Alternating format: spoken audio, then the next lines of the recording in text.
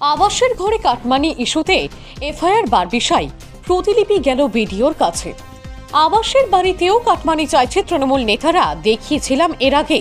এবার সেই ইস্যুতে এফআইআর একাধিক তৃণমূল নেতাদের নামে, অভিযোগ করলেন হামিদার রহমান। এফআইআর হয়েছে জনপ্রতিনিধি থেকে তৃণমূল নেতাদের মোট 5 জনের নামে। আলিপুরদুয়ারের বারবিশাই বাংলার বাড়ি থেকে কাটমানি চাইছেন তৃণমূল নেতা এবং জনপ্রতিনিধিরা। এই অভিযোগ তুলে গত 27শে জানুয়ারি সংবাদ মাধ্যমে মুখ খুলেছিল হামিদার।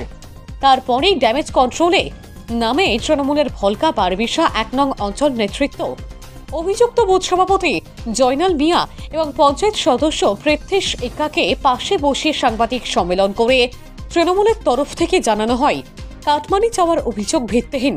হামিদার এবং জয়নালের মধ্যে জমি বিবাদের কারণে মিথ্যা অভিযোগ করা হয়েছে জয়নাল মিয়ার বিরুদ্ধে, এমনটাই জানিয়েছেন তৃণমূলের অঞ্চল নেতৃত্ব। তৃণমূল নেতাদের কথা যদি সত্যি হয় তাহলে অভিযুক্ত পঞ্চায়েত সদস্য অন ক্যামেরায় কেন স্বীকার করেছিলেন বুথ সভাপতি উপভোক্তাদের কাছে কাটমানি চেয়েছেন? আমি চাইনি। প্রশ্নটা কিন্তু থেকেই যাচ্ছে। তৃণমূলের নেতা এবং পঞ্চায়েতের বিরুদ্ধে কাটমানি চাওয়ার অভিযোগ করায় নিরাপত্তার অভাব বোধ করেছেন অভিযোগকারীরা। বারবিশা পুলিশ ফাঁড়িতে তৃণমূলের বুথ সভাপতি, পঞ্চায়েত সদস্য সহ মোট 5 জনের বিরুদ্ধে এফআইআর করেছেন অভিযোগকারী ওই ব্যক্তি এবং এর প্রতিলিপি পাঠানো হয়েছে কুমারগ্রামের বিডিও অবিনাশ কুমারকে। নিমাইচাঁদ কুমারগ্রাম, আলিপুরদুয়ার। ঘরের থেকে টাকা চেয়েছে 2000 করে। আমি সেটা বাধা দিলাম, বুঝলেন। পার্টির তরফ থেকে কি 2000 টাকা করে চেয়েছিল ওনারা? চেয়েছে ওরা, তো কিন্তু দিচ্ছে না, এখনো পাইনি। আচ্ছা, হ্যাঁ, কিন্তু আমি না বললাম, এ তো মানে যেমন আপনার কাছে টাকা চেয়েছে আপনি দেননি, মানে আপনার কি এরকম মনে হয় যে অনেকেই চুপে চাপে টাকা দিয়েছে? মানে অনেকে চুপি চাপে কি টাকা দিয়েছে, এমনকি তারা সাক্ষী স্বরূপও মানে করবে যে তাদের কাছ থেকে চাপের ভয়ে তারা টাকা দিয়ে দিয়েছে। আমি না দেওয়াতেই আমার উপরে জোর জবরদস্তি শুরু হয়ে গেছে এখন।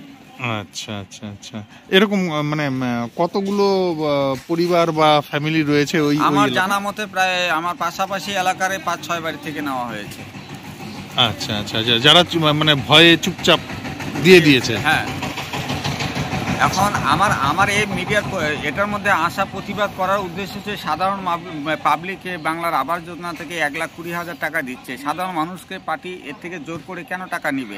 এটাই আমার ব্যক্তিগত হিসাবে না, আমার সব জনসাধারণের যারা এটা উপভোক্তা বাংলার আবাস যোজনা সবার মানে পক্ষ হয়ে এই প্রতিবাদটা করা।